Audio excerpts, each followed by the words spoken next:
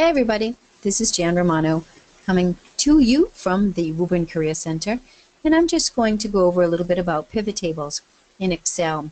I know everyone thinks that pivot tables are difficult, but they really are not. It really depends, of course, upon the amount of data that you have in your Excel spreadsheet. But what I'm going to do is bring up an Excel spreadsheet that shows stores, products, units, and sales reps. And we are going to take that information and we are going to look at it and decide what we might want to gather from it. Because you can do just a simple sort, even filter, and subtotaling is always great to do, but a pivot table actually will give you the information and narrow down exactly what you're looking for. So you can see that Albany, Rochester, Buffalo, Syracuse, and so forth, these are the stores. The products that are sold, keyboards, monitors, USB drives, etc., and how many were sold, and what sales reps sold them. So maybe you want to organize this data and find out how the stores have been doing. Maybe there's a contest, and whichever store sells the most of anything will, get a new makeover.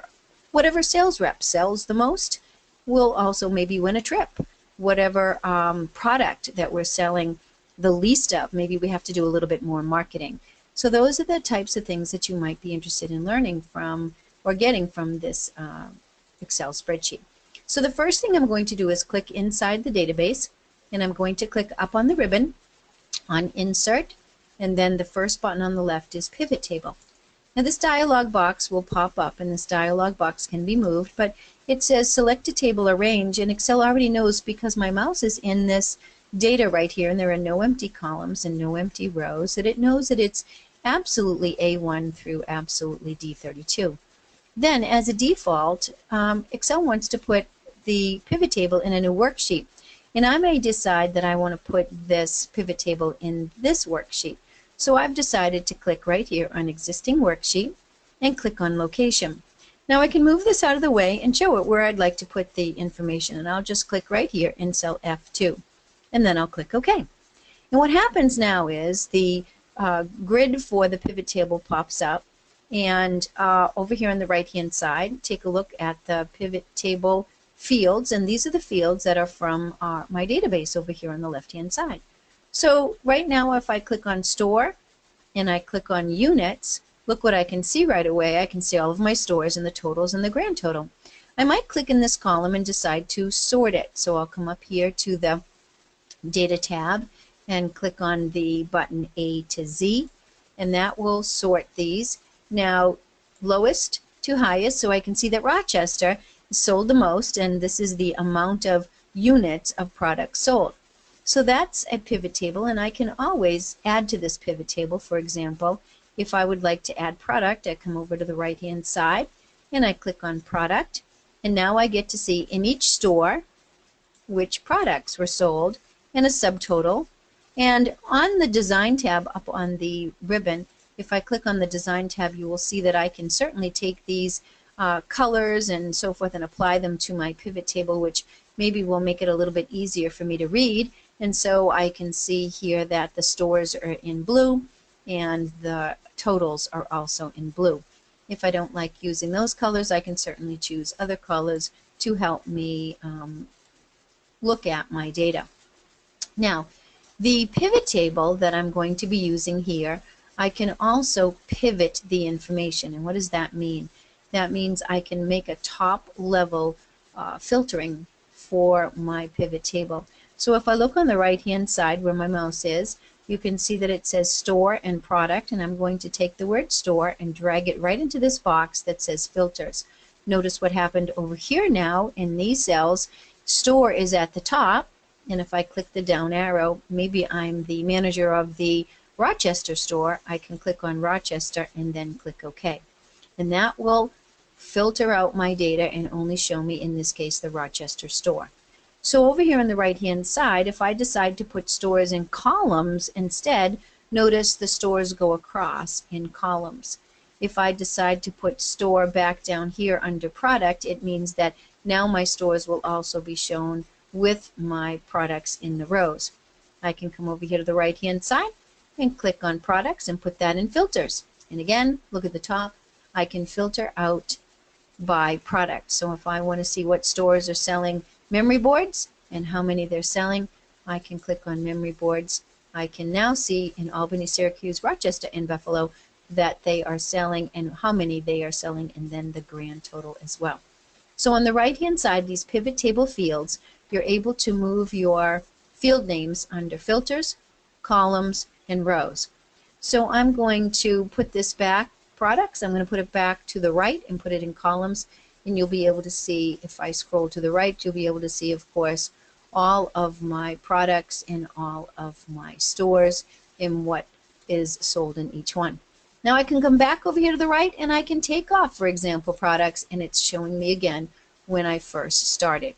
I can have as many pivot tables as I want. For example, I can click back over here in this database. Again, insert pivot table. I'm going to put it in the existing worksheet. And it's best to put it under, so I'm going to click right here in location and then click where I want it to be and then click OK. Once again, I'm going to get my field names on the right hand side, and this time I'm going to look for sales reps and units. And now I'll be able to see, and why don't I put these in ascending order as well. So I'll go back to my data tab and click my ascending order button, and I can see Connor is selling the most. I don't know what products they are, but I can see that maybe he's won the prize or she's won the prize for selling the most products. I can come over here to the right and click on products and now be able to see each sales rep and what products they sold. Remember, the sales reps and the products are down in rows, so maybe I'll take the sales reps and put them in columns on the right hand side here, and then it will stretch out my pivot table. So my pivot table can show me in columns all of my sales reps, and on the left all of my products. Now I prefer to do it the other way. I can certainly switch them. So now I have two pivot tables with my original data on the left hand side. Now one last thing about pivot tables is that if you change, for example, keyboards in Albany, this number for Winters is 100. If I change that, for example, to 500 and hit enter, the numbers in the pivot tables do not automatically change.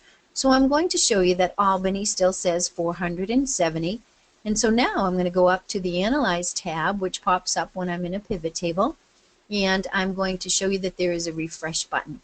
This refresh button, when I click the down arrow, I can refresh all pivot tables at once, or I can refresh each pivot table separately.